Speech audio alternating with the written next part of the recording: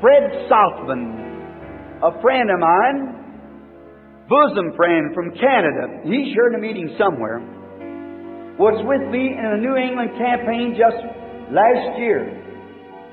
And we went over to Adirondack, where I was lost at that time, and the only time I was ever lost in the woods in my life. And I wanted to show Brother Fred where my wife and children Billy was waiting for me to come back when I was lost in that snowstorm that night. And when we were standing there by the side of a little lean-to where it had Meda and Billy laying in this lean-to while I was hunting bear, well, I stepped out to one side and the Spirit of the Lord came upon me and I began to shake.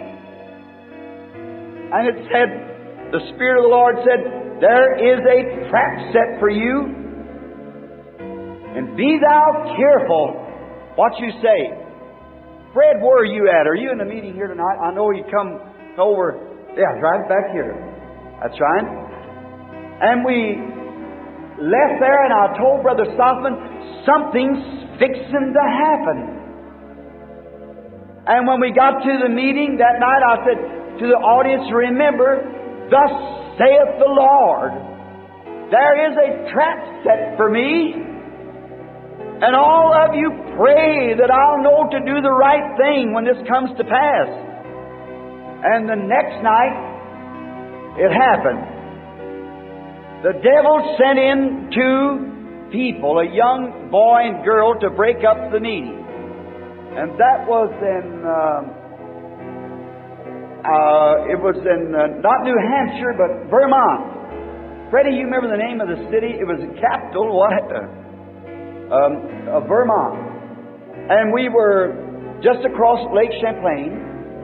And so when we were in the meeting, this boy, the girl looked like kind of a Mongolian girl, but the boy would just hold it. They were both at least 25 years old apiece, but such immoral acts in a church. They were sitting about like this from me. And when I started preaching, he would just grab her and throw her head back and climb up on her and kiss her and carry on and just act awful in the meeting. And the ushers couldn't make him be quiet.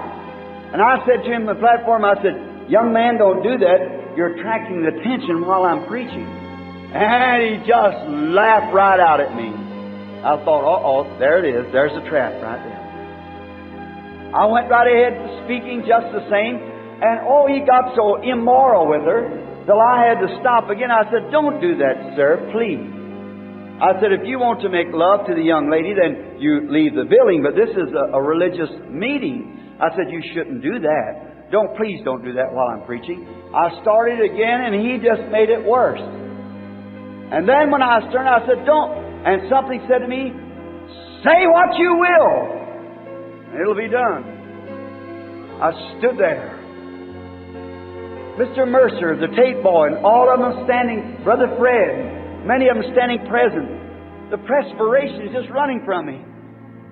Something said, say blindness, it'll be blind. Say deaf, and they'll pack them out. Say what you will. I couldn't speak. I couldn't move. And it just left. I thought, God, what must I do? And I turned, and he stood there, and his face white, looking at me. I thought, what must I say? Then I turned and looked like before I know what I said. I said, I forgive you of your act. And it must have been just the right thing to say. It was God trying a reaction on an action. That night it was revealed to me that I'd said the right thing. I know it was all leading to something, but what was it? What to do? You know, you have to watch with the divine gift what you do with it. Remember what Moses did? So I must have said the right thing. I forgive you. For you know, young John, wanted to burn up Samaria one time because he wouldn't feed him. Jesus said, you don't know what kind of a spirit you are. The Son of Man came to save life, not to destroy it. And them scriptures just kept pouring over all night. I didn't sleep.